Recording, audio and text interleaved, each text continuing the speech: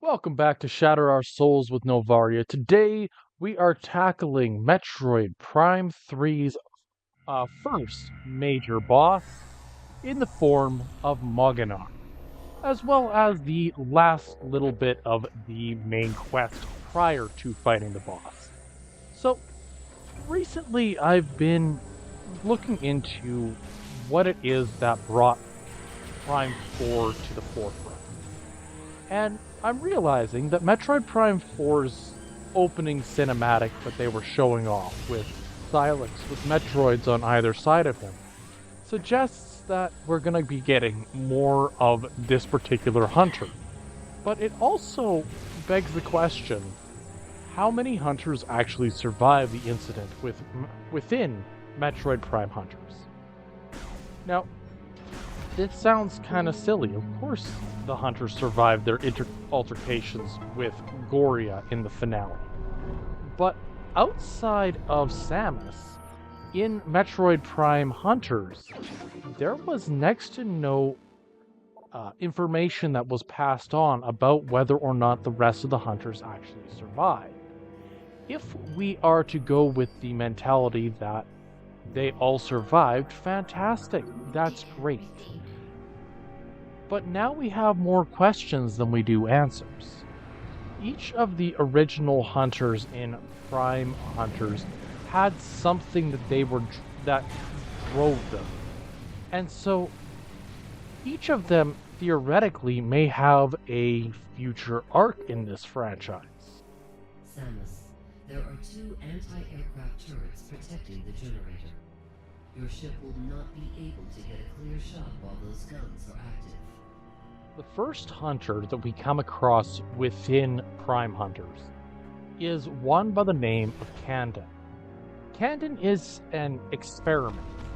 The idea behind him was to create the ultimate warrior, the ultimate bounty hunter. Now we know this is that. I don't think there has to be any statements saying that she outdoes him. But the thing is that Candon has now been bested by not just Goria, whom Samus defeated, but also bested by Samus herself on multiple occasions. Candon, in this case, may actually may look towards a future arc, shall we say, of being able to best Samus. I see that being the end goal for this character, provided that he survives. If that's the case, then theoretically, each of the hunters may be seen as a viable target, a enemy that must be defeated, not one that can be spared. And I like this mentality to a degree because the hunters that we see in Prime 3 each had, admittedly, their quirks, but every single one of them had unique goals pertaining to themselves and their relationship with the Federation as a whole. Candon doesn't have such a relationship, doesn't have such a goal. His goal is exclusively power-based and testing his capabilities.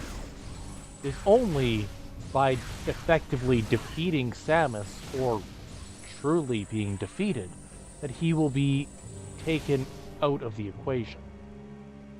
Spire is the sole remaining Diamond. He hopes that the Olympic's ultimate power would help him solve the mystery of his lost rings. And so, I suppose the first big step with him is that the question would become, is Spire a rival, or is Spire a helper? Now, assuming that it's a rival until proven otherwise, my guesstimation is that Spire will start out by fighting against Samus if everything he's got.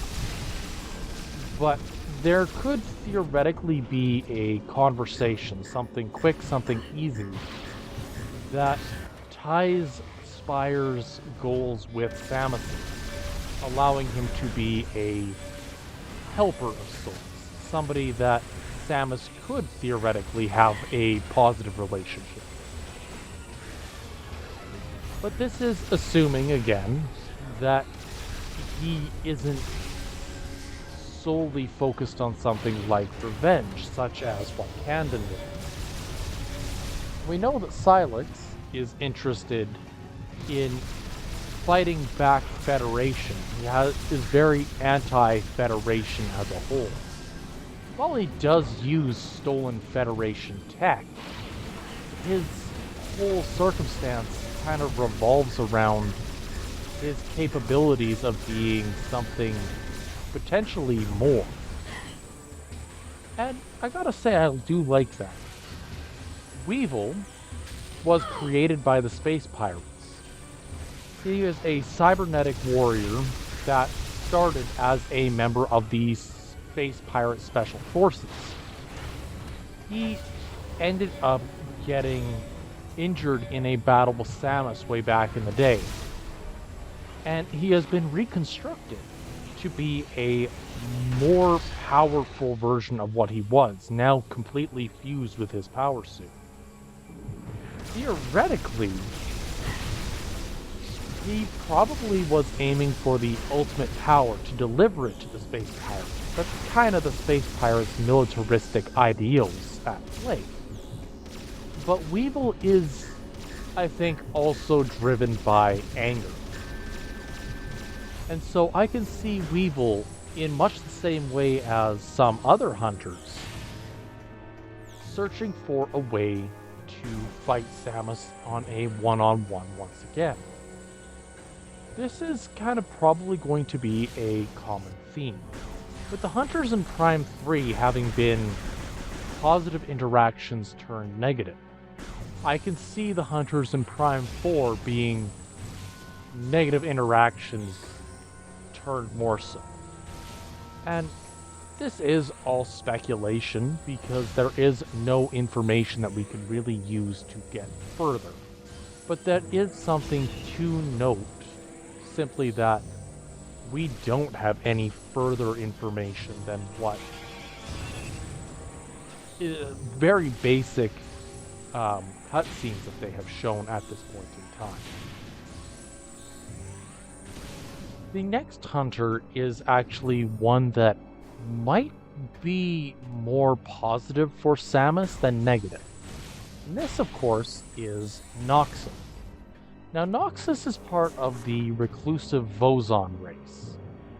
And his whole shtick was that he was interested in getting the ultimate power of the Olympic system, simply to keep it out of the hands of those that are unworthy. Theoretically, if Samus and this individual, Noxus, were to get a relationship going in the later portions of Prime 4, I could theoretically see the pair of them getting along well, or at least in some capacity. I believe that there's a level of trust and admiration that might come with Samus having done what she did against Goria in Prime Hunters, but also against Dark Samus and the Space Pirates in Prime 3. This is, of course, conjecture, but theoretically, there's very little that would cause a negative interaction between these two, outside of perhaps some lingering feelings of frustration having been defeated by Samus at least once, probably a few times. Trace is a member of the Cricket. It is a hated and feared race in the galaxy. His quest for ultimate power was consumed by the thought of bringing supremacy to the Cricket in and of itself to honor himself. And so, theoretically, this is another one of those negative circumstances that you want to avoid. Theoretically, I believe that Trace if involved in Prime 4, would be a villain on the same caliber of somebody like Candon or Weevil, or Silex in general. I don't really see there being any positive interactions between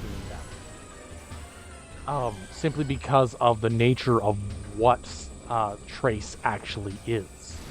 The Kraken, if anything, are more dangerous and more feared than even the space pirates in many ways, shapes, and forms.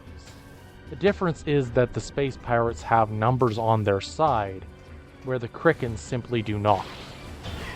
They are, however, a insectoid race, so there is a possibility that there are more Kraken than I am aware of.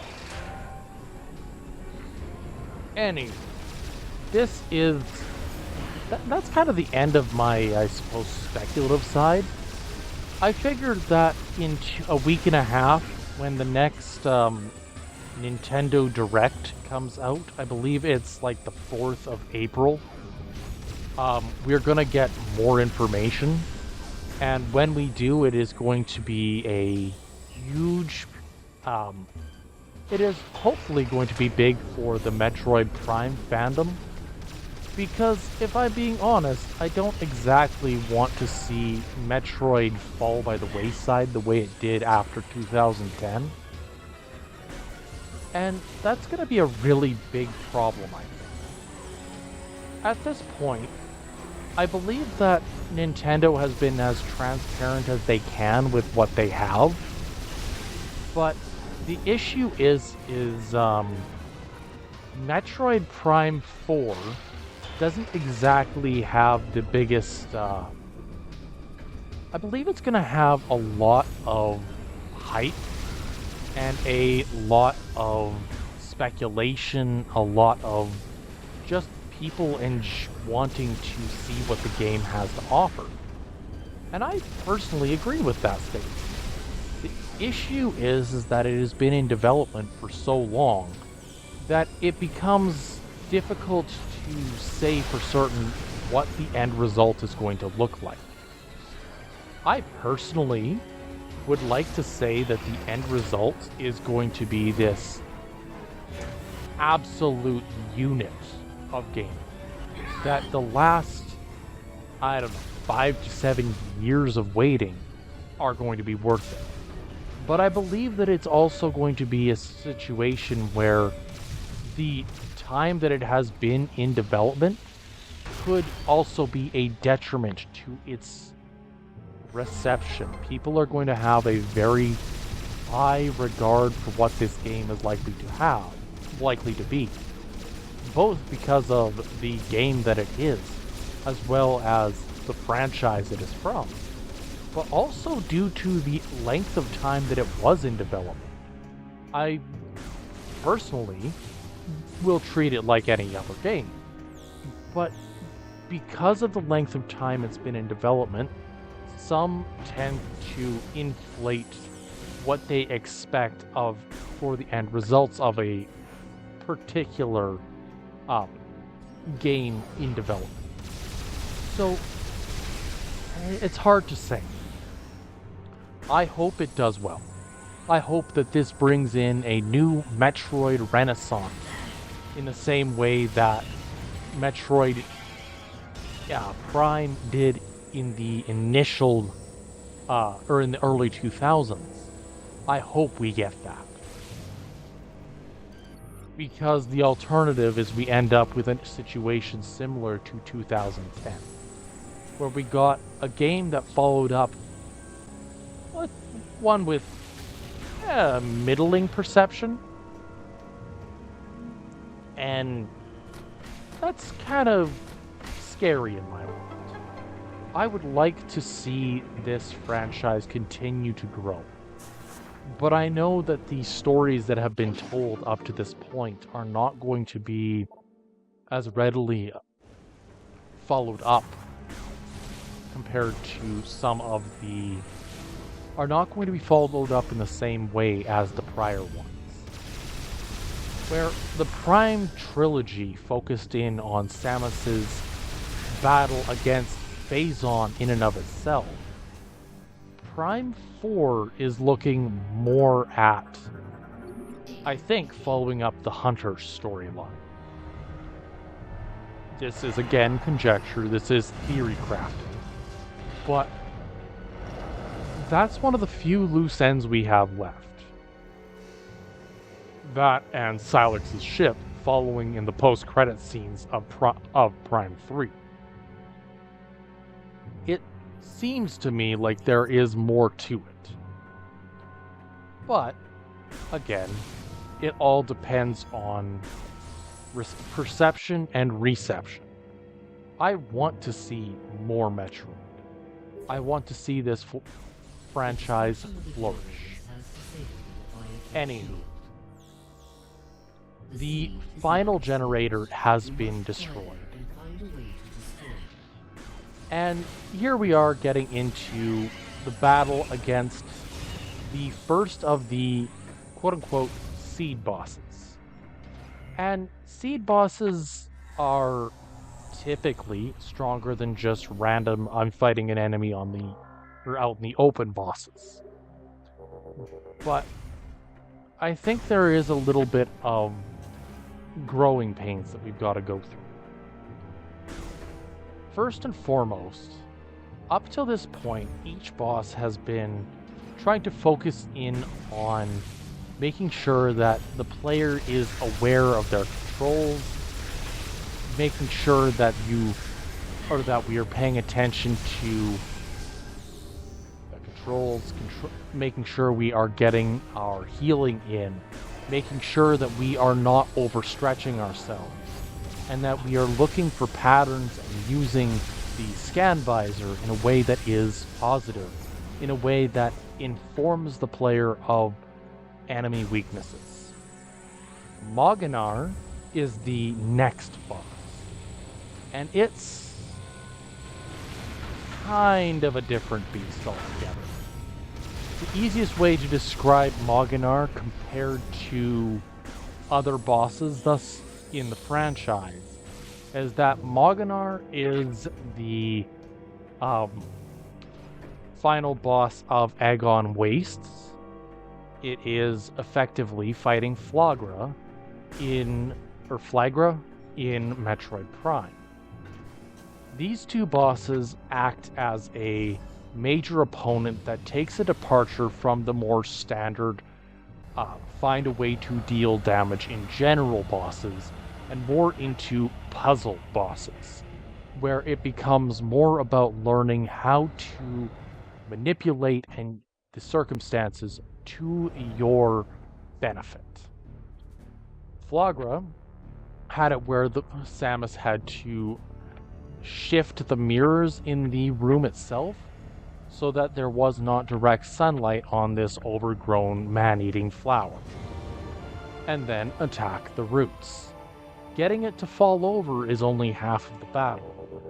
Attacking the roots is the other half. With the boss of the Agon Wastes, its whole identity was based on the fact that the Agon Wastes boss was meant to be more of a battle of attrition, but also a battle of timing. It was about taking down the opponent at the earliest opportunity that you could. Not about rushing everything, not about taking unnecessary risks. Amorvis was about taking down the opponent in a means that was safe, but also was aware of the risks in the arena, in the form of dealing with the constant health drain of Dark Aether. Mogenar, on the other hand, is... how do I put this? He has what could be construed as 4 health points. 1 for each of the 4 weak points shown on his body. 1 in the center of its belly, 1 for each of its shoulders, and 1 on its back. To expose a weak point, you need to destroy one of the red orbs. These red orbs don't really do much aside from act as a shield. And so what we end up with is a creature with telekinetic capabilities, somewhat more lizard-like features, as well as multiple shockwave attacks that are predicated on phase-on damage in and of itself. Mogenar also has the capability of swapping the location of the weak points on his front portion of its body. And this is kind of one of the big issues with this boss. My typical plan of attack when dealing with Mogenar is to actually destroy two of the weak points on the front of its body, then take out the back, and then the final one on the chest. Now, the reason I go about it in such a awkward way is that Mogenar having the ability to move the weak points at will means that theoretically I'll be dealing damage to multiple weak points over time. This is a good thing. This is what I want to see. Ow, corrupted. Joyous. But on top of that, every time you defeat one of the weak points, it starts to charge.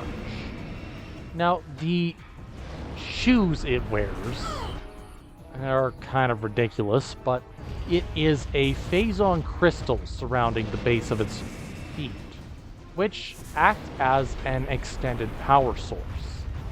Now, Mogenar was actually first mentioned in the logbooks as being a product of the Lords of Science, a creature or automaton created for the sole purpose of defeating the individuals that were more traditionalists. And Mogenar does a pretty good job of showcasing this.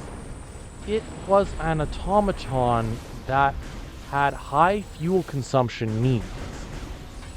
And ironically, I think that this is part of its greatest strength and its greatest weaknesses. Because of the phase-on seed having landed on Bryyo, we end up with a wonderful circumstance where this automaton now has a new fuel source. The only thing it doesn't have is something holding it back. And so we end up with this creature effectively following the will of the phase-on seed in and of itself. I'm not even sure if it's a creature or what you would classify Mogenar as. It's both a creature and an automaton. It is the most powerful being on the planet. And for all the wrong reasons. And so, I personally believe that Mogenar ends up being kind of a I don't want to call it overhyped. It's not. It's something that you have next to no understanding of what you're dealing with until you fight it. Initially, when I played Prime 3, I had assumed that Mogenar was a stone statue like the ones you find at the cliffside air dock that had been brought to life or sentient thanks to the phase-off. And while that isn't entirely wrong, it neglects a lot of the storyline behind it and what actually created Mogenar as a whole. There is also more information that could be gained through Metroid Prime 3's lore. Now, there are some theories that tie Bryyo into the entire story of Metroid Prime's trilogy. And to a degree, I haven't yet fully formed my own opinions on it. The theory I read states that Bryyo was the source of Phasar. Now, to explain this, we have to go back to the timing of the battle and the war between the Traditionalists and the Lords of Science in Metroid Prime 3. We know that this civil war led to the downfall of Bryyo as a whole. And when everything was getting to a point where there was actually a potential definitive winner in these battles, in the form of the Lords of Science, they realized that win or lose, the planet that Bryyo in and of itself was in dire circumstances due to the pollution caused by overuse of their fuel.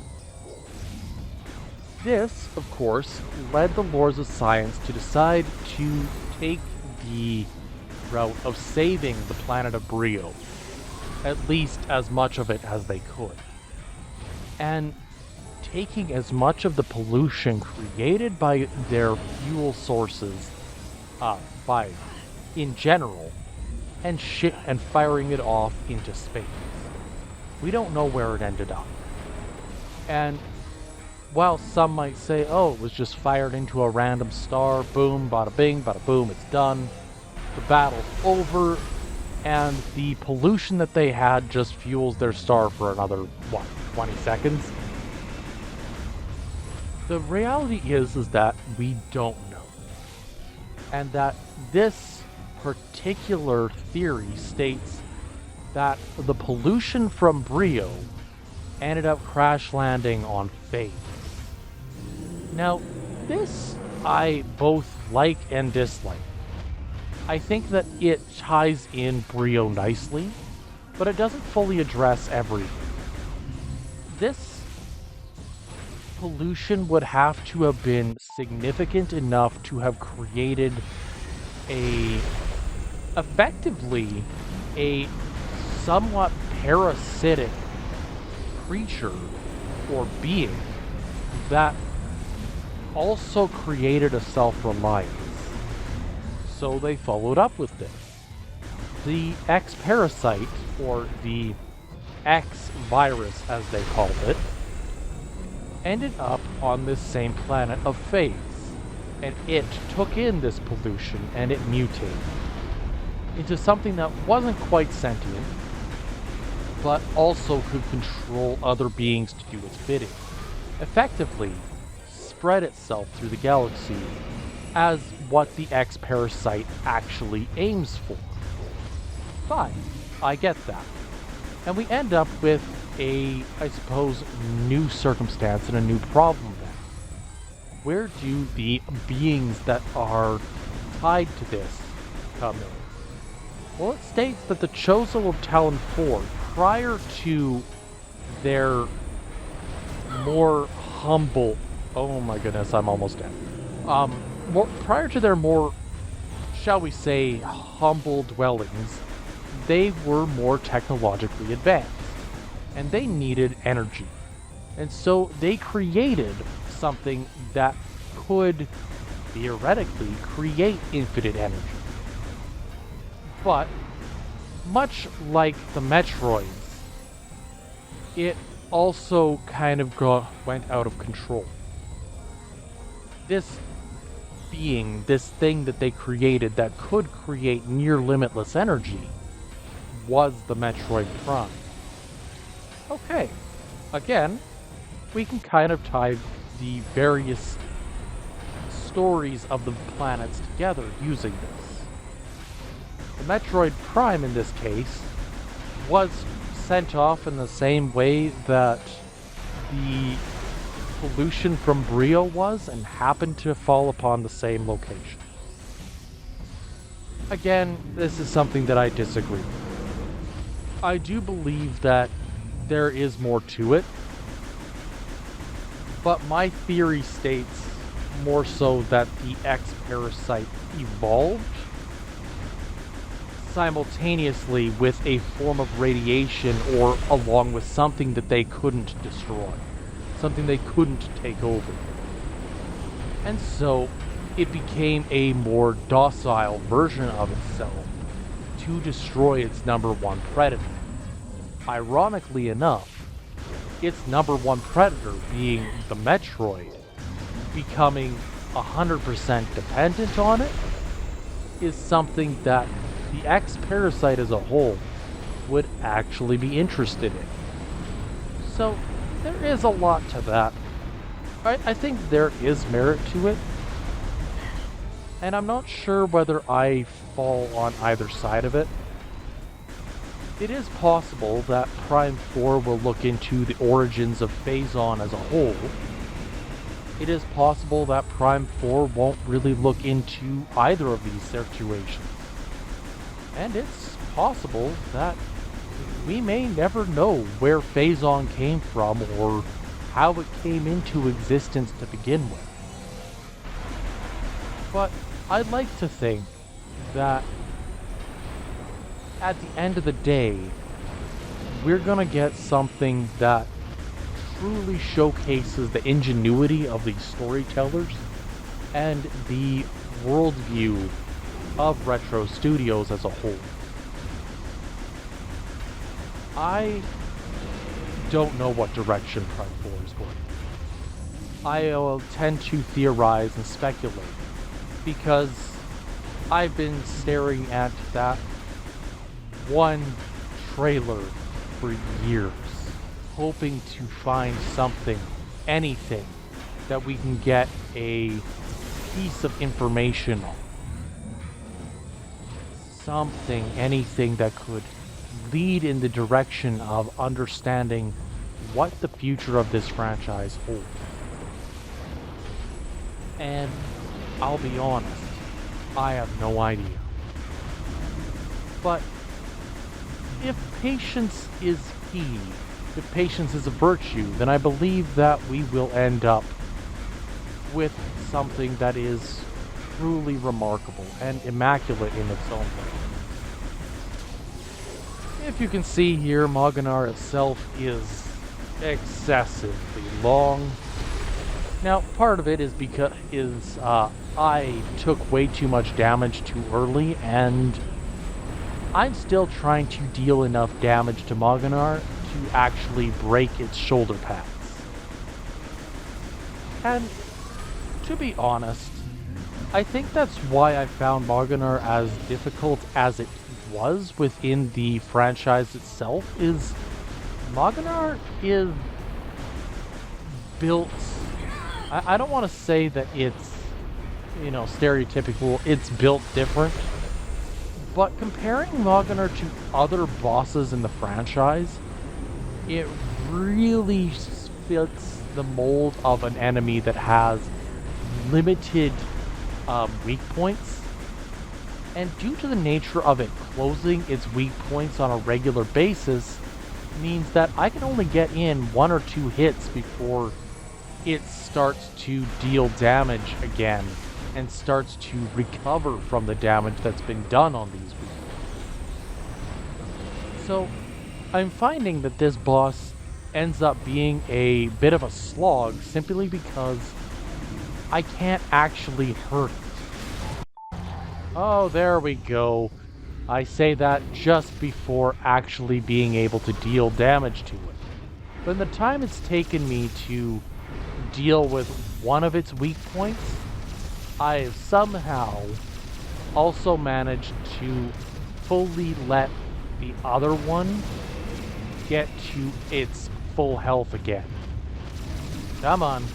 Just break the one weak point, get down to a quarter health. There we go.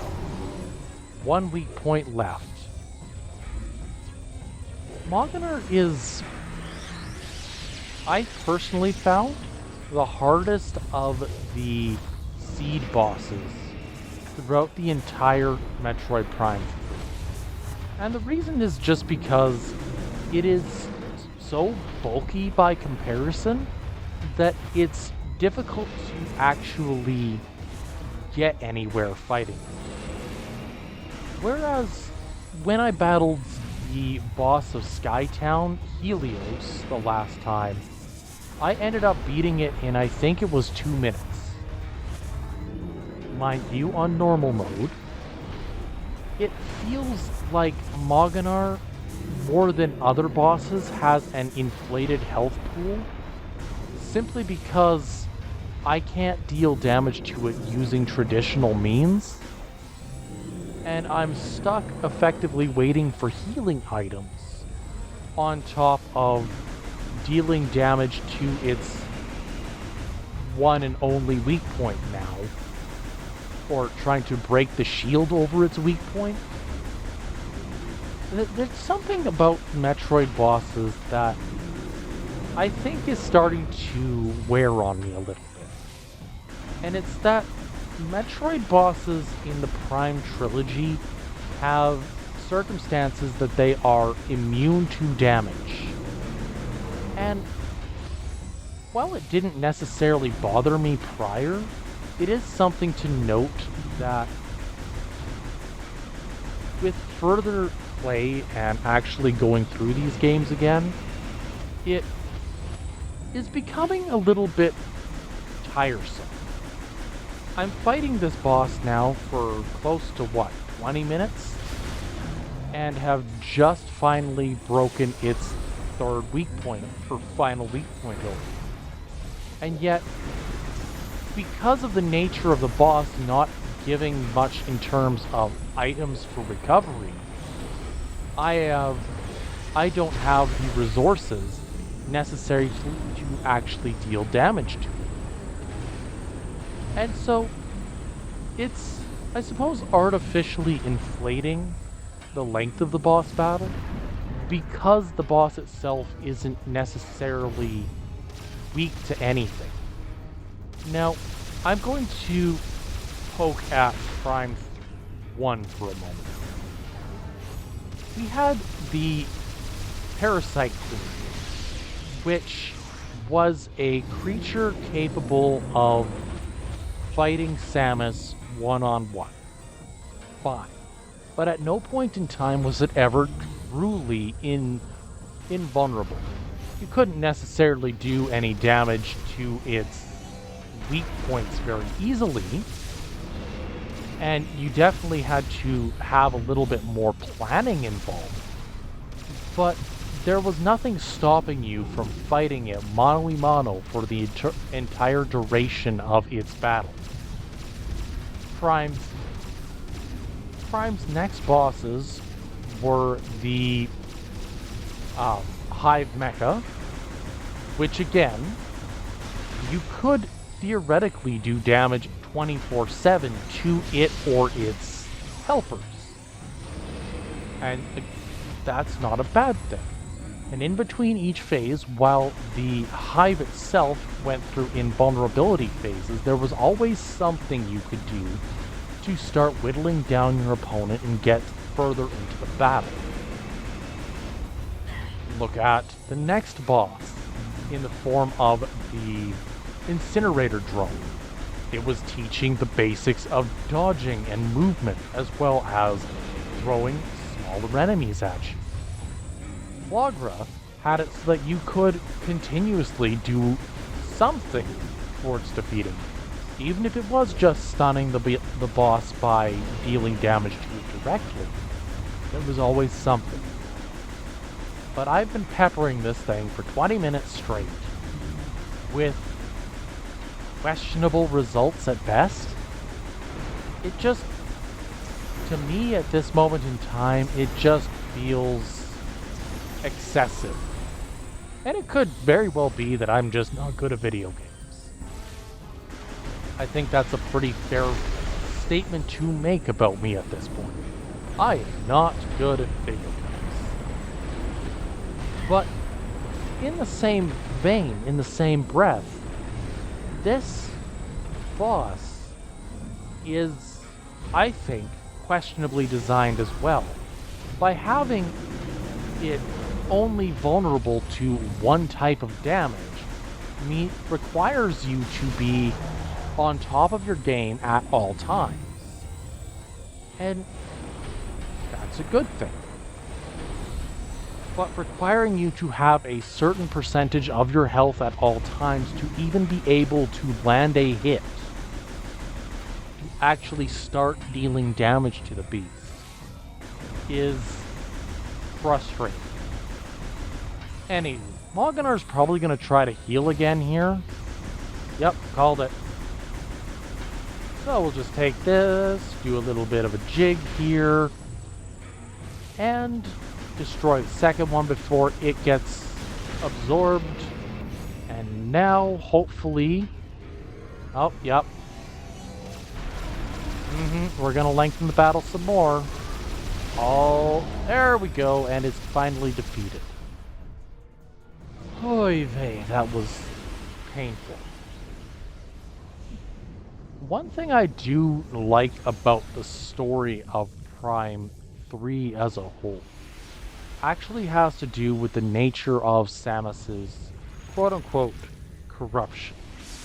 You can see it there, where Samus gained or has a growth of sorts. It's almost like a tumor that is feeding Phazon into Samus's body. It's also making her incredibly sick. This moment solidified to me that while Samus is powerful, she is not infallible, and that this mission as a whole is on a timer. She needs to finish the mission as quickly as possible. But also, if you look at the PED suit, you see the veining within it start to turn more of a neon blue. It's changing along with the circumstances that she's in. It is, for lack of better terms, a evolution on the character of the worst possible scenarios. And it is terrifying to think that Samus is this close to losing the battle, this close to succumbing to the power of Dark Samus. I personally believe that from a perspective of storytelling and character development, this is possibly the most terrifying circumstance that Samus has ever been in. But the creature that all of this ties into is this ugly bug. And that ugly bug is the core of the Phazon seed itself. These cores take the strongest being in the area and feed it a little bit of Phazon and make it dependent on Phazon in general. This becomes a symbiotic relationship where the bug thing feeds Phazon to the other being and the other being defends the bug thing. Effectively becoming a circumstance of you get to live and feel the power that I have in exchange for defending me with that same power. And so we end up with the Phazon in Prime 3 being slightly more volatile. Bryyo is now saved from further Phazon corruption. Thank you, Samus. Your next objective will be Elysia. Though Gore is stationed there, the Leviathan's Phazon contamination is still spreading. The impact point is hidden deep within the storm clouds of this planet. You will not be able to reach its location. Instead, you may land near an automated research facility floating high above the surface, where GF Aurora Unit 217 is stationed. Unit 217 has been infected by the corruption virus and is currently offline. I have uploaded a program to your suit that will purge any traces of corruption in the AU and restore its functionality. Once Unit 217 has been restored, it will help us find a way to destroy the Leviathan. We are concerned about Gore ever since he lost contact with us. We hope. Good luck, Samus. Anywho, there is next to no way to actually destroy a Phazon-based being, except through Phazon overload. Effectively, it is immune to most damage types, especially if it is a seed guardian. But Phazon itself is something it is still not immune to. And so, ironically, the greatest threat to Samus at this point is also her greatest asset. But next time, we'll be taking a trip through Skytown Elysia, my personal favorite aesthetic in the entire franchise. The city above the clouds. If you like what you see, drop a like, leave a sub, we'll catch you next time. Until then, I hope you have a good one.